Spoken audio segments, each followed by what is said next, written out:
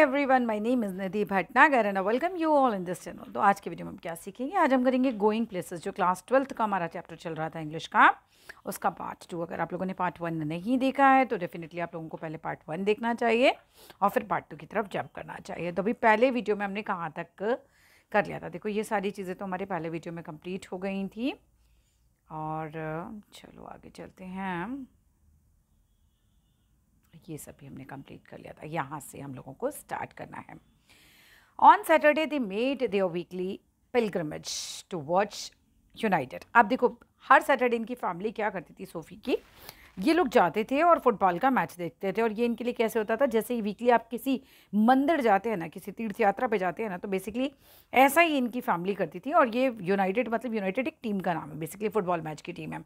वहाँ पर मैच उनका देखने जाती थी। Sophie and her father and little Derek, Derek कौन है? उसका भाई है, छोटा भाई सोफ़ी का। ये लोग went down near the goal, और जहाँ पर गोल होता है ना, वहाँ पर ये लोग जाकर बैठते हैं। कौन कौन बैठता है गोल के पास? नीचे की तरफ सोफ़ी, उसके पापा और उसका भाई डेरिक। जबकि जियोफ, जो कि सोफ़ी का बड़ा भाई है, is always went with his mates, मतलब अपने दोस्तों के साथ। तो हमेशा अपने दोस्तों के साथ कहाँ बैठता था भाई? हायर, अब ऊपर की तरफ जाके बैठ जाता था। यूनाइटेड वन, और जिस टीम के लिए ये लोग आए हुए थे वो टीम जीत जाती है। किससे जीत जाती है? 2-0, यानी कि 2-0, है ना, इस तरह के रन से जो लोग जीत जाते हैं। एंड कैसी, जो हमारा हीरो है इस समय पूरी चैप्टर का, कैसी drove in the second goal, और कैसी जो है वो सेकंड गोल लगाता है। तो बेसिकली ऐसा प्रतीत हो रहा है जैसे कि कैसी के चक्कर में ही जो है टीम जीत जाती है। Blend of innocence and Irish genius. अब कैसी कैसा दिख रहा है? बिल्कुल इनोसेंट सा है और बहुत ही जीनियस बंदा है। अब जीनियस है, ओब्वियसली इतना बड़ा प्लेयर है, और वो देखने में भी कैसा लग रहा है? बिल्कुल इनोसेंट है। तो ये इन दोनों चीज़ों का ब्लेंड एक तरीके से, इंटेलिजेंस और इनोसेंस का। Going round the two big defenders on the edge of the penalty area. अब ये कैसे जीत रहा है? ये देखो, मान लो ये पेनल्टी एरिया है, यहाँ पर हमारा कैसी खड़ा हुआ है, यहाँ पर 2 डिफेंडर्स खड़े हुए हैं। ये डिफेंडर्स से बचाता हुआ बॉल को एकदम से गोल में डाल देता है, ठीक है, with a father screaming for him to pass. अब जो सोफ़ी है वो अपने पिताजी के साथ, विद हर फादर, अपने पिताजी के साथ स्क्रीमिंग कर रही होती है फॉर हिम टू पास, पास करो, ज्ञान पास करो, इस तरीके से। And beating the हस्टन goal keeper, और जो हमारा कैसी है वो हमारे गोल कीपर को बीट करता हुआ डजन यार्ड की दूरी से एकदम से ऐसे गोल मार देता है। SoFi glowed with pride. अब यहाँ पर सोफ़ी, क्योंकि वो इसे बहुत पसंद करती है, ठीक है, तो वो एकदम ग्लो करने लग जाती है थोड़ा सा प्राइड के साथ। प्राइड मतलब उसको बहुत अच्छा लग रहा है। ओ माय गॉड यार, उसको ऐसा लग रहा है जैसे मेरा कैसी है और मेरे कैसी नहीं कर दिया है। आफ्टरवर्ड इसके बाद क्या होता है? Geoff was static. अब जियोफ भी जो है बहुत ज़्यादा एक्साइटेड हो जाते हैं, यहाँ पर बहुत ज़्यादा खुश हो जाते हैं। ओब्वियसली जिस टीम के लिए लोग आए थे वो जीत जाती है। जियोफ कौन है? सोफ़ी का बड़ा भाई। I wish he was an Englishman, someone said in the bus. अब बस में ये लोग जा रहे हैं लौट के, तो कोई बस में बोलता है कि काश भाई ये जो है अंग्रेज होता, इंग्लिशमैन होता। Ireland will win the World Cup, little Derek told his mother. अब जो डेरिक होता है छोटा भाई सोफ़ी का, वो कहता है भाई मम्मी आयरलैंड जीत जाएगी। क्यों? क्योंकि वहाँ पे डनी कैसी है, ठीक है ना। Sophie brought him home. अब when Sophie brought him home, जब उसे सोफ़ी घर लाती है तो रास्ते में वो बोल रहा होता है। अब आगे क्या होता है? Her father was gone to the pub to celebrate. अब इनकी टीम जीत गई है, बड़े खुश हैं। तो होता क्या है, पिताजी जाते हैं, कहते हैं आज तो मैं पब में सेलिब्रेट करूंगा। What is this you have been telling, Jansie said next week. अब यहाँ पर एक सीन खत्म हो गया है, ये लोग जो हैं मैच देख के आ गए, अगला सीन शुरू होता है नेक्स्ट वीक में। अब जेंसी जो है वो अपनी फ्रेंड को पूछती है, सोफ़ी को पूछती है, तुम क्या बता रही हो सबको? तुम डेरिकेसी से मिली थी? अबाउट व्हाट, किस चीज़ के बारे में? Your Geoff told our Frank you met Denny Casey. अब वो बताती है कि भाई जियोफ, जो तुम्हारा भाई है, उसने मेरे भाई फ्रैंक को बता दिया है कि तुम डेनी कैसी से मिली थी। This wasn't an acquisition. अब ये कोई एक्यूजिशन नहीं था। एक्यूजिशन मतलब क्या होता है? इन्वेस्टिगेशन। ऐसा नहीं था, ये फ्रेंड है, मतलब जस्ट दोस्तों वाली बातें, ऐसा नहीं कि वो कुछ इन्वेस्टिगेशन कर रही है इससे। Just जेंसी being noisy. अब जेंसी यहाँ पर थोड़ी क्यूरियस है ना, लड़कियाँ हैं, बड़ी क्यूरियस है, बता ना, मुझे भी बता। बट सोफ़ी वॉज स्टार्टल्ड, लेकिन यहाँ हमारी सोफ़ी बहुत चौंक जाती है। ओह दैट, वो वाली बात। जेंसी फ्रॉन्ड। अब जेंसी थोड़ा सा गुस्सा हो जाती है। अच्छा, मुझसे छिपाने की कोशिश कर रही है, sensing she was covering, like जेंसी समझने लगती है कि ये मुझसे छिपा रही है। तो जेंसी थोड़ा सा फ्रॉन्ड हो जाती है, थोड़ी सी एंग्री हो जाती है। येस व्हाट, हाँ वही वाली बात। Well yes I did. अब सोफ़ी बोलती है हाँ मैं उससे मिली थी। यू नेवर डिड, तुम कभी नहीं मिली। जेंसी एक्सक्लेम, जेंसी बोलती है Sophie glad at the ground. अब सोफी यहाँ पर ग्लैड मतलब स्टेयर एंग्रीली, गुस्से से देखती है ग्राउंड की तरफ। डैम द जियोफ, धिक्कार है जियोफ मेरे भाई तुझ पर, मतलब एक बात नहीं बची तेरे मन में और तूने जाके उसको बता दिया, उसके भाई को बता दिया। This was a Geoff thing not जेंसी thing. भाई मेरी और मेरे भाई के बीच की बात थी, जियोफ को बताने जैसी बात थी। जेंसी जो कि एक्चुअली में एक चलता फिरता न्यूज़पेपर है बेसिकली, क्योंकि जेंसी ना सबको बात बता देती है। ये तो जेंसी वाली बात तो थी नहीं, ये जेंसी को बताने जैसी बात नहीं थी, ये तो बस जियोफ को मैंने जो बताया था वो मतलब जियोफ तक ही रहना चाहिए था। It was meant to be something special just between them, ये स्पेशल बात थी जो हम दोनों के बीच में ही रहनी चाहिए थी, समथिंग सीक्रेट रहनी चाहिए थी। It wasn't a जेंसी kind of thing at all, ये जेंसी को बताने जैसी थिंग तो बिल्कुल भी नहीं थी। टेल गॉकी जेंसी, और इसको गॉकी जेंसी को बताने, गॉकी का मतलब होता है बेसिकली बेहुदा, graceless.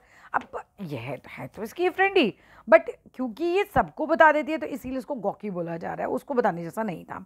Something like that and the whole neighbourhood would get to know. अब इसको बता दिया ना तो भाई पूरे नेबरहुड को पता चल जाएगा, सारे पड़ोसियों को पता चल जाएगा। डैम द जियोफ, बोलते धिक्कार है जियोफ भाई तुम पर, तो बस नथिंग सीक्रेट, मतलब तुम कुछ भी सीक्रेट नहीं रख सकते क्या। अब वो अपने आप में ऐसे ही बोले जा रहे हैं, it is a secret meant to be. अरे यार, अब जेंसी बोलती है ये सीक्रेट है, सीक्रेट ही बना रहेगा, I keep a secret so, you know that, मैं इसको सीक्रेट ही रखूंगी, तुमको पता है। I wasn't going to tell anyone, मैं किसी को नहीं बताने वाली। There will be a right old row if my dad gets to hear about it. अब जो सोफ़ी है वो बोलती है अपनी फ्रेंड जेंसी को कि भाई अगर ना घर में पता चल गया तो क्या हो जाएगा, यहाँ पे रॉ हो जाएगा, मतलब बहुत ज़्यादा मुसीबत आ जाएगी, बहुत ज़्यादा झगड़ा हो जाएगा, बवाल मच जाएगा घर में, ऐसा हो जाएगा। I wasn't going to tell anyone, मैं किसी को बताने नहीं वाली थी। There will be right old row, अब हमारे घर में नहीं तो बहुत बड़ा हंगामा कर देंगे कौन, if my dad gets to hear about it, अगर मेरे डैडी को इस बात में पता चल गया तो। जेंसी ब्लिंक्ड, थोड़ी सी आंखें चपकती है, रो बवाल मच जाएगा। आई वुड हैव थॉट, मैं तो क्या सोचती थी, ही वुड बी चफ्ड, वो तो बड़े खुश हो जाएंगे एज एनीथिंग लाइक, ये बात पता चले कि तुम है ना कैसे से मिली हो, ये सुन के तो मुझे तो ऐसा लगा कि तुम्हारे पिताजी बहुत चेयरफुल हो जाएंगे, बहुत चफ्ड हो जाएंगे, तुम कह रही हो बवाल हो जाएगा।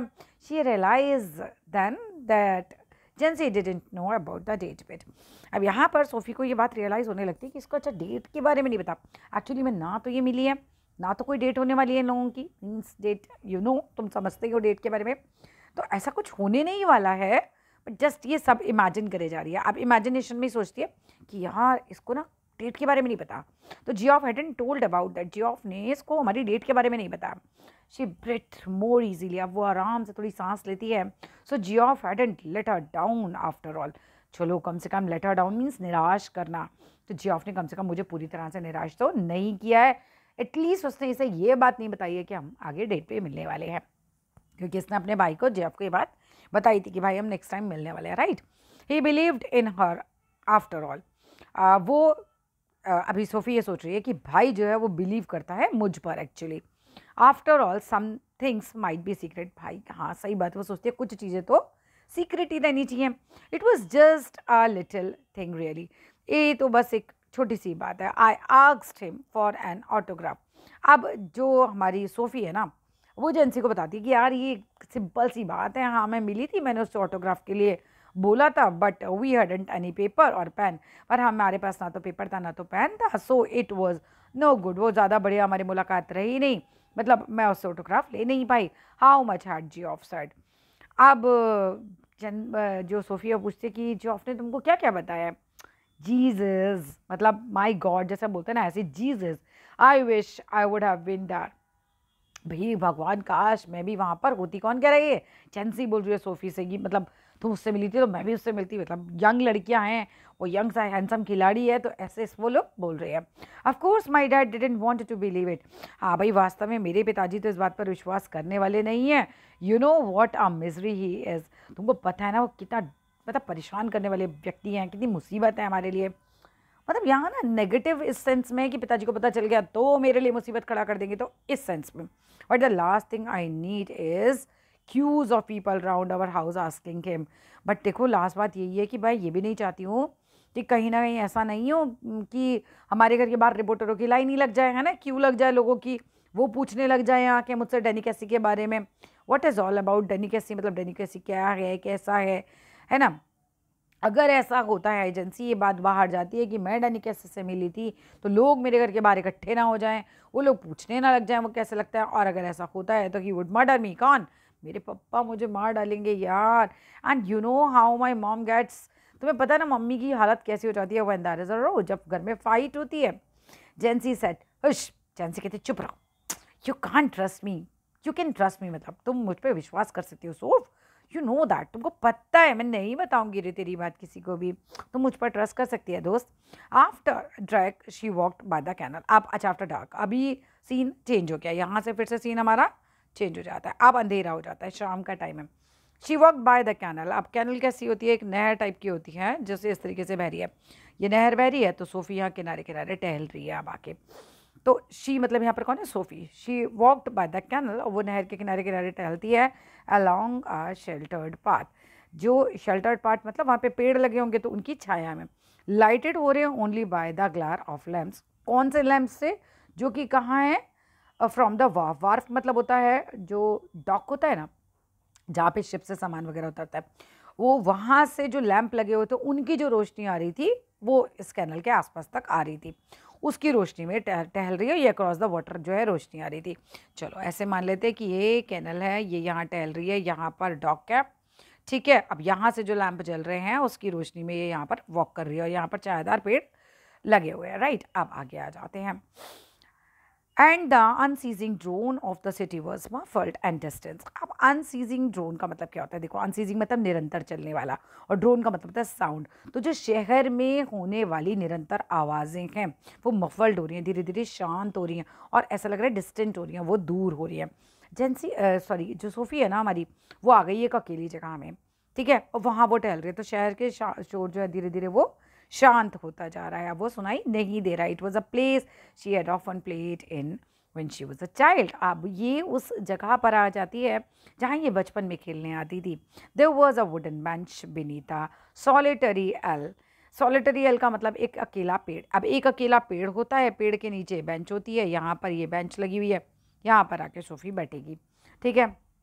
सॉलिटरी मीन्स अकेला, एल पेड़ के लिए आया हुआ है। लवर्स समटाइम्स केम, जहाँ कभी कभार कौन आते हैं भाई, प्रेमी मिलने आते हैं। She sat down to wait, अब वो बैठ जाती है, वेट करने लगती है, पता है यानी किसी नहीं आएगा, फिर भी फैंटेसी है उसको, इस एज में ऐसा होता है, तो वो ऐसे ही वेट करने लग जाती है उसका, वो इमेजिन कर रही है कि वो आएगा, बैठ के वेट कर रही है। It was the perfect place, अब वो सोचती है कि ये तो बिल्कुल परफेक्ट प्लेस है। She had always thought so, वो हमेशा ऐसा सोचती थी, for a meeting of this kind, मतलब अगर मैं कभी अपने प्रेमी से मिलूँ तो इस तरह की जगह पे मिलूँ, ये जगह बिल्कुल परफेक्ट प्लेस है, और वो ऐसा की हमेशा सोचती थी। शी हैड ऑलवेज थॉट, वो हमेशा क्या सोचती थी, सो फॉर मीटिंग, अच्छा ये तो हो गया था, for those who wished not to be observe, मतलब वो लोग जो इसे ऑब्जर्व ही नहीं करें, ऐसी जगह आके बैठ जाती थी, तो ये उसके लिए बेस्ट प्लेस था। For a meeting of this kind, for those who wished not to be observe, she knew he would approve, अब उसको पता है कि वो मान जाएगा, कौन, डैनी कैसी भी इस जगह पर आके मिलना। जस्ट इमेजिन करे जा रही है लड़की, ठीक है। फॉर सम वाइल, कुछ देर के लिए वेटिंग, वो वेट करती है। शी इमेजिन्ड हिज कमिंग, अब वो इमेजिन कर रही है कि जो डैनी कैसी है वो आ रहा है। She watched along the canal, वो कैनल को साथ साथ देखती है, और seeing him come out of the shadows, और वो क्या इमेजिन करे जा रही है कि वो छाया में से निकल कर आ रहा है। Imagining her own conquest excitement, और वो ये भी इमेजिन कर रही है कि जब वो आ रहा है तो मैं कितनी एक्साइटेड हो रही हूँ। जस्ट इमेजिन करके देखो, तुम ये लड़की हो और तुम्हारा जो जिसको तुम चाहते हो और वो तुम्हारे सामने से आ रहा है, तो वैसी काइंड ऑफ फीलिंग को जस्ट इमेजिन करिए कि जब वो आ रहा है मैं इतनी एक्साइटेड हो रही हूँ। Now until some time had elapsed, अब देखो क्या होता है, टाइम बीतता जा रहा है। Did she begin balancing against this idea of his not coming, अब वो ना ये नॉट कमिंग वाले आइडिया को बैलेंस करने की कोशिश करिए। देखो चैन, उसको पता है कि वो नहीं आ रहा है, ठीक है, वो जस्ट इमेजिन करे जा रही है कि वो आ रहा है, मैं एक्साइटेड हो रही हूँ। अब वो कहीं ना कहीं उसको दिख रहा है टाइम बीत रहा है, तो उसको बैलेंस करने की कोशिश करती है। चलो coming to the next page, second last page है, जल्दी चैप्टर खत्म हो जाएगा। हेयर आई सिट, मैं यहाँ बैठी हूँ। शी सेड टू हरसेल्फ, उसने अपने आप से कहा, जैसे सोफी से, विशिंग डैनी वुड कम, और वो विश कर रही है कि डैनी आएगा। डैनी कैसी आएगा. Wishing he would come and sensing the time passing. अब वो विश तो कर रही है कि वो आएगा, लेकिन वो ये भी सेंस कर पा रही है कि समय जो है वो बीतता जा रहा है. I feel the pangs of doubt. Pangs मतलब दुख, और डाउट उसको हो ही रहा था. Strings inside me. स्ट्रिंग का मतलब उत्तेजना जो होती है, जैसे उसको समझ में आ रहा है, उसको ये डाउट हो रहे हैं, ये कष्ट हो रहा है कि वो नहीं आएगा. भाई वो फील कर पा रही है. आई फील, कौन? सोफी. सोफी फील कर रही है. Pangs of doubt. पैंग्स मतलब दुख, पीड़ा, कष्ट. डाउट का वो कष्ट जो स्ट्रिंग हो रहा है इनसाइड है मी, मतलब मेरे अंदर जो दुख, जो मेरे अंदर डाउट है कि वो नहीं आएगा, वो दुख मैं फील कर पा रही हूँ. I watch for him. मैं उसको देख रही हूँ. But still there is no sign of him. मतलब मैं इमेजिन कर रही हूँ कि वो आ रहा है, बट कोई साइन नहीं है, वो नहीं आ रहा है. आई रिमेंबर, मुझे याद है, Geoff saying he would never come. Geoff ने कहा था वो नहीं आएगा. And how none of them believe me when I told them. जब मैंने उनसे कहा था, कोई भी मुझ पर बिलीव नहीं कर रहा था. आई वंडर, मैं सोचती हूँ, व्हाट विल आई डू. मैं क्या करूँगी अब. What can I tell them now if it doesn't come. मैं बाकी लोगों को क्या बताऊँगी, जियोफ को क्या बोलूँगी कि वो नहीं आया. मैंने तो पापा को भी बताया था. क्या बताया था पापा को? कि मैं डैनी कैसे से मिली थी. मैंने भाई को बताया था मैं आगे मिलने भी वाली हूँ. अब मैं उससे क्या बताऊँगी, वो आया ही नहीं मुझसे मिलने. What can I tell them now if he doesn't come. अगर वो नहीं आता है. बट वी नो, हम जानते हैं हाउ इट वाज, लाइक हमारा और डैनी किसी का रिश्ता कैसा है. सोफ़ी कहती है मेरा और उसका रिश्ता कैसा है ना, ये हमें पता है. ठीक है. And that's the main thing. और सिर्फ यही मेन थिंग है कि हम दोनों को हमारा रिश्ता पता है. क्या फ़र्क पड़ता है दुनिया क्या सोचेगी. How can you help with people choose to believe. तुम क्या कर सकते हो कि लोग क्या विश्वास करेंगे, क्या नहीं विश्वास करेंगे, उससे तुम्हें क्या ही फ़र्क पड़ना है. But all the same, but साथ ही साथ क्या हो रहा था, इट मेक्स मी डिस्पोनेंट. अब ये चीज़ मुझे उदास बना रही थी, डिस्पोनेंट बना रही थी, हताश कर रही थी, डिसहार्टन कर रही थी. राइट. दिस नोइंग, ये जानना. I have never been to able to show them they are wrong me doubt me. मैं कभी भी अपने फैमिली मेम्बर्स को, फ्रेंड्स को कभी ये नहीं शो कर पाऊँगी कि वो जो मुझ पर डाउट करते थे वो रॉन्ग था, क्योंकि वो तो सही था. मतलब इसको तो पता ही है, ये तो ना डैनी किसी से मिली है ना इससे मिलने वाला है वो. She waited measuring in this way the changes taking place in her. वो वेट कर रही है, लेकिन वो ये भी मेज़र कर पा रही है, ये भी समझ पा रही है कि उसके अंदर कौन कौन से चेंजेस आ रहे हैं. बेसिकली अब वो दुखी हो रही है. Resignation was no sudden thing. हार मानना इतनी आसान बात चीज़ नहीं होती है. वो हार नहीं मानना चाह रही है, वो चाह रही है कि वो आ जाए. ऐसा होना कुछ भी नहीं है. Now I have become sad. अब मैं दुखी हो रही हूँ. शी थॉट, वो सोचती है. And it is a hard burden to carry. और ये मानना कि मैं उससे नहीं मिली, वो नहीं आया, मेरे लिए बहुत दुख की बात है. दिस सैडनेस, ये ना बहुत दुख की बात है. बेसिकली बर्डन है मेरे ऊपर. Sitting here waiting and knowing he will not come. यहाँ बैठना, उसका इंतज़ार करना और ये जानना कि वो नहीं आएगा. I can see the future. मैं फ्यूचर देख पा रही हूँ. How I will have to live with this burden. और मैं ये सोच पा रही हूँ, यंग एज में आपको ऐसा लगता है कि आप इसके बिना कैसे रहोगे. बहुत सिंपल होता है, कुछ नहीं होता आगे जाके लाइफ में. ऐसा आपको याद भी नहीं रहेगा अगर आपको इस उम्र में किसी से अट्रैक्शन होगा. आपको सच में याद भी नहीं रहता उस आदमी के बारे में, लेकिन इस एज में आपको ऐसा लगता है कि आप जियोगे कैसे उसके बिना. It's so simple, it's very natural. ठीक है, जस्ट केमिकल लोचा है बस, और कुछ भी नहीं है. वही इस बच्ची के अंदर चल रहा है इस समय. इसको लग रहा है कि मैं फ्यूचर में कैसे इस बात को एक्सेप्ट करूँगी कि मैं उससे मिली नहीं. हाँ, मैं उसके बिना कैसे रहूँगी, ये बर्डन में कैसे बर्दाश्त करूँगी. दे ऑफ कोर्स विल डाउट मी. और मेरे फैमिली मेम्बर्स जो हैं वो ऑफ कोर्स मुझ पर डाउट करेंगे, एज दे ऑलवेज डाउटेड मी. जैसा कि वो हमेशा ही मुझ पर डाउट करते रहे हैं. But I will have to hold up. लेकिन मुझे अपना सर उठा के रखना है. My heart remembering how it was, like मेरी और उसकी मुलाकात कैसी थी. फिर इमेजिन करने लग गई कि मैं तो वो माने नहीं माने क्या फ़र्क पड़ता है, हमारी मुलाकात कैसी थी, है ना. ये तो मुझे ही पता है. Already I envisage. अब यहाँ पर ये फिर कल्पना करने लगती है द स्लो वॉक होम, कि वो जैसे अब बैठी हुई है वहीं पर ही है. अब यहाँ पर क्या कल्पना कर रही है कि मैं धीरे धीरे वॉक करके घर जाऊंगी उदासी में. एंड जियोफ जो मेरा भाई है वो डिसअपॉइंटेड उसका फेस देखूंगी. व्हेन जब आई टेल हिम, जब मैं उसे बताऊंगी he didn't come that Danny, मतलब मैं उसे बताऊंगी कि वो डैनी जो है वो नहीं आया. एंड ये बात सुन के क्या होगा, and then he will fly out the slam the door. भाई गुस्से में उठकर चला जाएगा और दरवाज़ा पटक देगा. सब कल्पना कर रही है, वही जगह पर ही है. अब कल्पना करेगी जब मैं धीरे धीरे घर जाऊंगी भाई को बताऊंगी, भाई दरवाज़ा पटक देगा गुस्से में.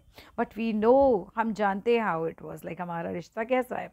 Again I shall tell myself, मैं अपने आप से कहूँगी Danny and me, it is a hard thing the sadness. और ये बहुत दुख जो है मेरे लिए बर्दाश्त करना बहुत हार्ड एक तरीके से। She climbed and crumbing step to the street. अब वो ऊपर की तरफ चढ़ती है और क्रम्बलिंग स्टेप्स मतलब जो क्रम्बलिंग होता है थोड़ी ब्रोकन जो स्टेप्स होती हैं उन पर वो जाती है आउटसाइड। अब क्या होता है यहाँ पर आउटसाइड द पब, पब के बाहर से गुजरती है। अब जब अपने घर जा रही है ना तो पब के बाहर से गुजरती है। She passed her father's bicycle, वहाँ पिताजी की खड़ी होती है साइकिल। बाइसिकल पे पिताजी आए होंगे तो वहाँ पर पिताजी की खड़ी होती है हाँ बाइसिकल। इसके बाद क्या होता है ये देख लेती है बाइसिकल वहाँ पे खड़ी है। प्रॉप्ड मतलब उसने सहारा दे रखा है अगेंस्ट द वॉल, जैसे दीवार के सहारे लगा देते ना साइकिल वैसे। एंड वॉज ग्लैड, और थोड़ी खुश हो जाती है चलो भैया घर पहुँचूंगी तो पापा तो यहाँ पर है पब में, पापा घर पे नहीं होंगे तो थोड़ा सा रिलैक्स फील करती है। He would not be there, पापा जब वहाँ नहीं होंगे वन शी गॉट होम, जब वो घर पहुँचेगी। तो यहाँ पर ही वो खुश हो रही है कि पापा पब में है, मैं घर पहुँचूंगी तो पापा एटलीस्ट वहाँ नहीं होंगे। Excuse me but aren't you Danny कैसी, फिर इमेजिन करने लगती है। मतलब वो फिर से आर्किड के पास से निकल रही है। Coming through the orchid she pictured him again, अब वो फिर से उसको पिक्चर करने लग जाती है आउटसाइड द रॉयस। अब जहाँ पर उसने पहले इसको इमेजिन किया था ना, जहाँ उसने झूठी स्टोरी बताई थी, ये फिर उसी जगह से निकल रही है पब के बाद। और फिर से वो इमेजिन करती है कि डनी कैसी उसके पास आ रहा है, और पास आने के बाद उसने ये बोला है एक्सक्यूज़ मी, मतलब ये जाके डनी कैसी के पास जाके बोल रही है क्या आप डनी कैसी हैं, फिर ये बात इमेजिन ही कर रही है। She turns reading slightly, he turns reading slightly, और डनी कैसी जो है थोड़ा सा लाल हो गया है स्लाइटली, जैसे शर्म से हो जाना, खुशी से हो जाना, जब आप अपने बॉयफ्रेंड या गर्लफ्रेंड को देखते हो वो वाला लाल हो जाना। वो बोल रहे हैं यस दैट्स राइट, हाँ ये बात सही है, मैं डनी कैसी हूँ इमेजिन कर रही है, अभी भी नहीं है वो वहाँ पे। I watched you every week, और फिर क्या इमेजिन कर रही है कि इसको बोल रही है डनी कैसी को कि मैं आपको हर हफ्ते देखती हूँ with my dad and my brothers, we think you are great, और हम ये जानते हैं, मतलब हम ये सोचते हैं कि आप तो बहुत ही महान खिलाड़ी हो। ओह well now that's a very nice thing right, that's very nice. अब यहाँ पर उसको लग रहा है कि डनी कैसी उसको ये जवाब देगा कि अच्छा ऐसा है, ये तो बहुत अच्छी बात है। आई वंडर, मैं सोचती हूँ, वो जो माइंड साइनिंग एन ऑटोग्राफ। अब इमेजिनेशन में ही वो बोल रही है कि मैं डनी कैसी से ये बोलती हूँ कि भाई अगर आप मुझे ऑटोग्राफ दे दे तो।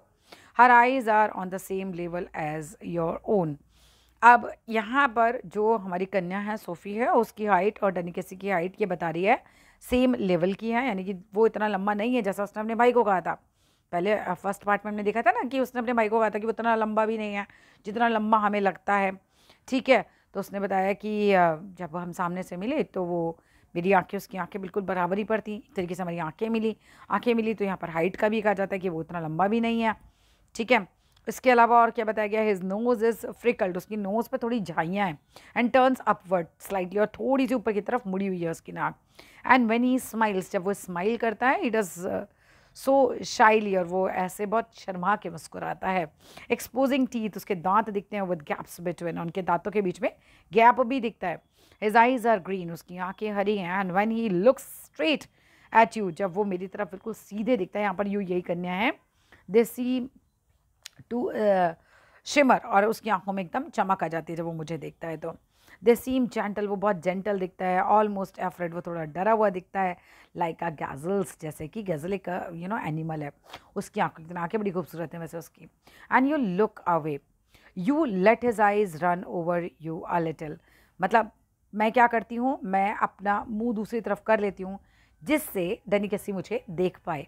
जब आपकी नज़र मिलती है आप शर्मा जाते हो, आप नहीं देख पाते, तो ये कहती है कि मैं दूसरी तरफ देखने लगती हूँ जिससे डनी कैसी मेरे फेस को देख पाए। सब कुछ इमेजिन कर रही है, यंग लड़की है ना, जस्ट इमेजिन कर रही है कि वो उसका हीरो आएगा और उसको देखेगा, फिर नज़र मिलेगी, फिर वो अपना मुंह फेर लेगी जस्ट बिकॉज वो उसको देख पाए, एंड सो ऑन राइट। सब कुछ ऐसा ही सब इमेजिनेशन में ही चल रहा है। And then you come back to find them slightly breathless, और फिर थोड़ा सा मैं वापस उसकी तरफ देखूंगी तो वो थोड़ा बेचैन हो गया होगा। एंड ही सेज, और वो बोलेगा I don't seem to have a pain at all, कि मेरे पास पेन नहीं है। You realize you haven't either, मतलब मैं रियलाइज़ करती हूँ, यहाँ पर यू सब सोफ़ी अपने लिए कह रही है, और मैं रियलाइज़ करती हूँ कि मुझ पर भी नहीं है। My brothers will be very sorry you say, अब सोफ़ी कहती है आप मेरे भाई जो है ना वो बहुत ही दुखी हो जाएंगे कि मैं मिली भी है और मैं आपका ऑटोग्राफ भी नहीं ले पाई। एंड आफ्टरवर्ड्स, इसके बाद क्या होता है, यू वेट देयर अलोन, मैं वहाँ पर अकेले वेट करती हूँ in the arcade for a long while, काफ़ी देर तक के लिए, क्योंकि वहाँ पर डनी कैसी नहीं आना था ना आया था, कुछ भी ऐसा नहीं हुआ था, सब कुछ इमेजिनेशन में ही चल रहा है। वो फिर आर्केड पे थोड़ा रुकती है कि शायद आ जाए, ठीक है, ऐसा लगता है ना आपको, जिसको आप मिलना चाह रहे हो कि शायद आ जाए। स्टैंडिंग वेयर ही स्टूड, और वहाँ खड़ी हो जाती है जहाँ पे वो खड़ा था, remembering the soft melodious voice. फिर वो जो टनिकेसी की सॉफ्ट मेलोडियस वॉइस है वो उसको याद करने लगती है। द शिमर, जो चमक होती है, जो खुशी वाली चमक होती है, उसकी ग्रीन आइज़, वो उसको याद करने लगती है। नो टॉलर देन यू, वो मुझसे बहुत ज़्यादा लंबा नहीं है, ज़्यादा बोल्डर नहीं है।